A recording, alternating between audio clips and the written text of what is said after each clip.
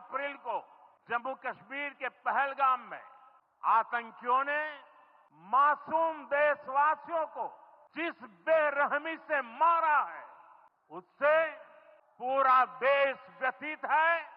मैं बहुत स्पष्ट शब्दों में कहना चाहता हूं, जिन्होंने ये हमला किया है, उन आतंकियों को और इस हमले की साजिश रचने वालों को उनकी कल्पना से भी बड़ी सजा मिलेगी। दोस्तों, जैसा कि आपने सुना कि भारत के पंतप्रधान श्री नरेंद्र मोदी जी ने कहा है, पहलगाम हमले में जो कोई आतंकवादी और उनके हैंडलर्स है, वो दुनिया की चाहे किसी भी कोने में क्यों ना हो, उनको ढूंढकर सजा वो देंगे, ऐसा उन्होंने कहा है।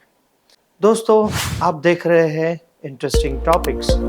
इस वीडियो में हम चर्चा करेंगे कि भारत ने इस हमले के बाद कौन से कड़े कदम पाकिस्तान के खिलाफ उठाए हैं और सबसे बड़ा और अहम कदम क्या है, इसके बारे में भी हम चर्चा करेंगे। भारत ने दिल्ली में जो दूतावास में पाकिस्तान के जो कर्मचारी हैं, उनको तुरंत अपने देश जाने के लिए कहा है, दूतावास छोड़ने के लिए कहा है। दूसरा कदम उन्होंने उठाया है कि 48 घंटों में भारत में जितने भी पाकिस्तानी नागरिक हैं, उनको देश छोड़ने के लिए कहा है, भारत से निकल जाने को उन्होंने कहा है। उसके बाद अगला निर्णय उनका है कि अटारी बॉर्डर बंद की जाएगी और इसके पहले जो भारत आने के लिए पाकिस्तानी नागरिकों को जो वीज़ा मंजूर किया था, वो वीज़ा भी वो तुरंत प्रभाव से रद्द करते हैं, ये भी उन्होंने निर्णय लिया है।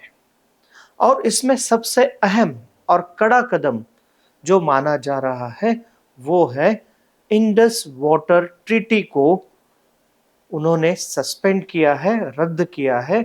इस ट्रीटी को उन्होंने अभी होल्ड पर रखा है। तो सबसे ज्यादा अगर किसी चीज की चर्चा अभी हो रही है, तो वो है इंडस वाटर ट्रीटी, इस की चर्चा हो रही है। तो हम पहले देखते हैं कि ये जो सिंधु जल संधि है या सिंधु जल बंटवारा संधि जो है, ये क्या है, कब हुई थी, इसके बारे में हम पहले चर्चा करेंगे। और उसके बाद इस ट्रीटी को कैंसिल करने के बाद पाकिस्तान पर क्या इसका असर होगा, ये भी बहुत महत्वपूर्ण होगा, देखना होगा कि इसका क्या असर होगा। इसकी भी हम चर्चा इस वीडियो में आखिरी हिस्से में करने वाले हैं, तो बने रहिए हमारे साथ।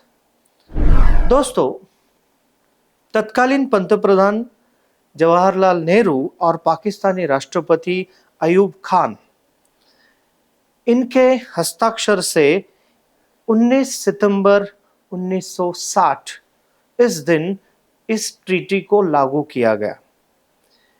इस ट्रीटी के हिसाब से सिंधु बेसिन में बहने वाली 6 नदियां, पूर्व और पश्चिम, ये 2 हिस्सों में इसका बंटवारा किया गया। इसमें जो सिंधु, झेलम और चिनाब, ये नदियां पश्चिम नदियां है और ये नदियां पाकिस्तान के हिस्से में आएंगे। ज़्यादातर पानी पाकिस्तान यूज़ करेगा, ऐसा माना गया था। और रावी, ब्यास और सतलज, ये जो 3 नदियां हैं, ये पूर्व की नदियां हैं, पूर्वी नदियां हैं, और इस नदियों का ज़्यादातर पानी भारत यूज़ करेगा, ऐसा भी इस ट्रीटी में कहा गया था। तो अब पहलगाम हमले के बाद इस वाटर ट्रीटी को कैंसिल कर दिया गया है भारत की ओर से।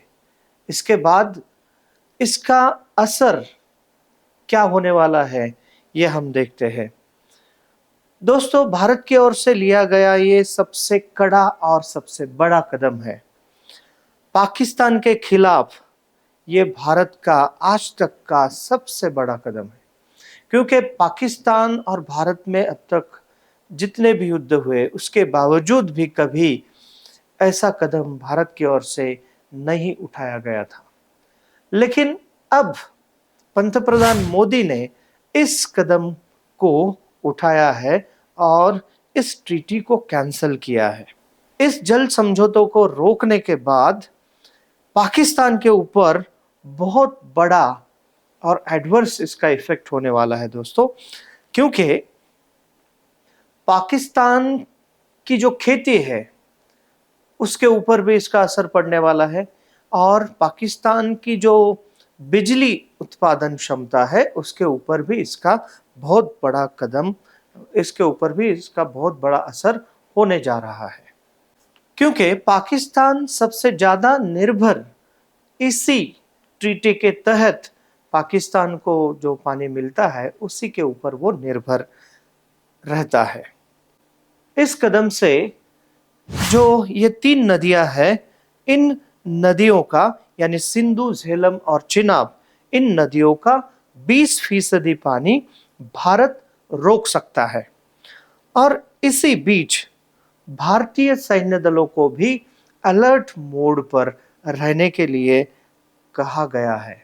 भारत की ओर से जो बॉर्डर है वहाँ पे जो भारत का सैन्य दल है वहाँ उनको उच्च स्तरीय सतर्कता बरतने को भी कहा गया है, क्योंकि ये बहुत बड़ा कदम है। इससे पाकिस्तान अभी बौखला गया है।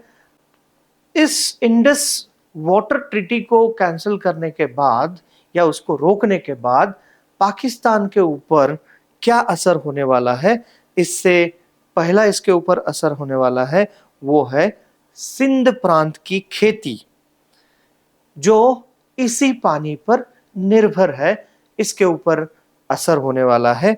दूसरा, पाकिस्तान की 80% खेती योग्य भूमि सिंधु जल प्रणाली पर ही निर्भर है और इस पानी का 93% हिस्सा सिंचाई के लिए इस्तेमाल किया जाता है, जिसके बिना पाकिस्तान की खेती असंभव मानी जाती है।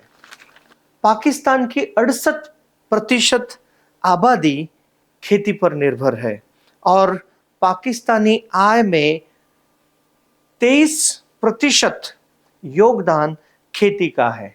यानी आप समझ सकते हैं कि इस ट्रीटी को रोकने के बाद और 20% पानी अगर भारत रोकता है तो इसका कितना बड़ा असर पाकिस्तानी खेती पर और खेती पर निर्भर जो कोई लोग हैं उनके ऊपर होने वाला है।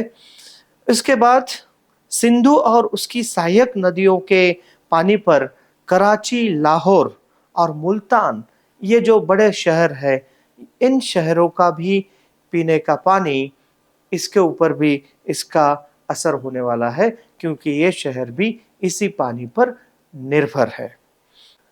पाकिस्तान में मंगला और तरबेला, ये जो हाइड्रो पावर प्रोजेक्ट है, इसका भी पानी इसी सिंधु नदी के बहाव से आता है, इसी वाटर ट्रीटी के हिसाब से आता है। तो इस पावर प्रोजेक्ट के ऊपर भी इसका असर पड़ेगा और पाकिस्तान में बहुत बड़ी बिजली आपूर्ति संकट आ सकता है और पाकिस्तान के शहर अंधेरे में डूब सकते हैं। इस वाटर ट्रीटी को रद्द करने के बाद, इस जल समझौतों को रद्द करने के बाद पाकिस्तानी खेती पर असर पड़ेगा और इसलिए पाकिस्तान में पहले से ही दिवाला पाकिस्तान का निकल चुका है और उसके बाद अभी वहाँ पे जो खेती पर असर पड़ेगा तो वहाँ पे खाद्य आपूर्ति संकट भी पैदा हो सकता है और वहाँ की खाद्य सुरक्षा खतरे में पड़ सकती है। उसके बाद जल आपूर्ति संकट भी, शहरी जल आपूर्ति संकट भी वहाँ पे इससे क्रिएट हो सकता है। दोस्तों, पंतप्रधान मोदी ने कहा है टेररिज्म विल नॉट गो अनपनिश्ड, यानी अगर ऐसे ही वारदातें होती रहेगी और हम हमारे तरफ से कड़े कदम नहीं उठाएंगे तो ये वारदातें कम होने के बजाय और बढ़ते जाएंगी। मोदी ने कहा है India will definitely track and punish every terrorist, their handlers, and their backers. We will pursue them to the ends of the earth.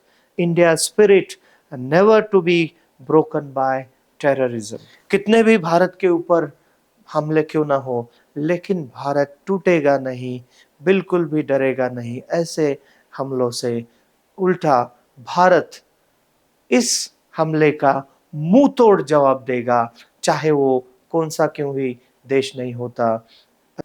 दोस्तों, ये वीडियो आपको कैसा लगा, आप कमेंट करके मुझे बता सकते हैं।